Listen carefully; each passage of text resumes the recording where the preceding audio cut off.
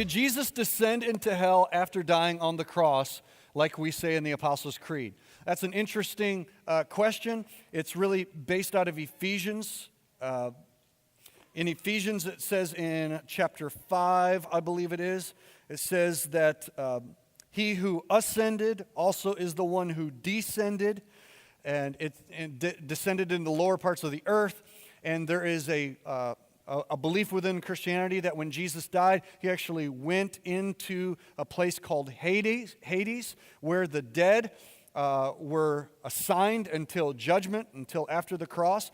And many scholars believe that in the dwelling place of Hades, there was a great chasm between the two areas. One was called Abraham's bosom, or paradise, where the righteous were preserved, or where they were kept until after Jesus' death, burial, and resurrection. And it was separated by a large chasm where the unrighteous were kept and were in a place of torment. Luke chapter 16, Jesus teaches the story about Lazarus and the rich man. And what they believe is that when Jesus died, he spent 3 days in the earth, in this place. The Bible seems to indicate that Jesus went and he proclaimed the gospel to the captives at that time, those who were in Sheol and in paradise, or in Hades and in paradise, Abraham's bosom. And that when he was resurrected, he also led captivity free. He brought them up with him, and they ascended with him into heaven. So from the standpoint that during the 3 days that Jesus was dead, I do believe that Jesus descended into the place where the righteous were kept, and he proclaimed the fullness of the gospel to those who probably didn't completely understand it, but their righteousness had been accounted to them because of their obedience.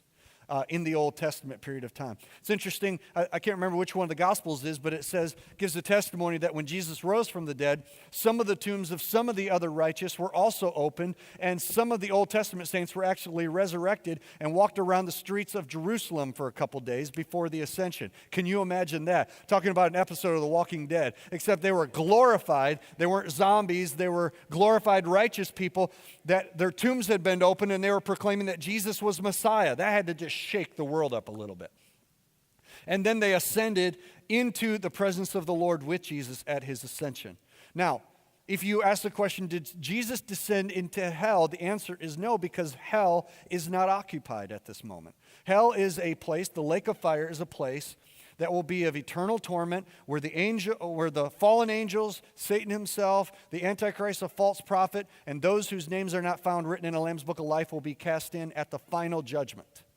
But right now, the wicked are kept in a place called Hades, it's kind of like county jail awaiting sentencing to be sent to a state penitentiary. And so I'm sure, I don't know the dynamics of it, but I know that Jesus was not tormented in hell. Jesus did not have to be born again in hell. If anything, he went there to proclaim that he indeed was the Christ, which was to those unrighteous people a sentence, and to the righteous, it was the fulfillment of their hope. Okay?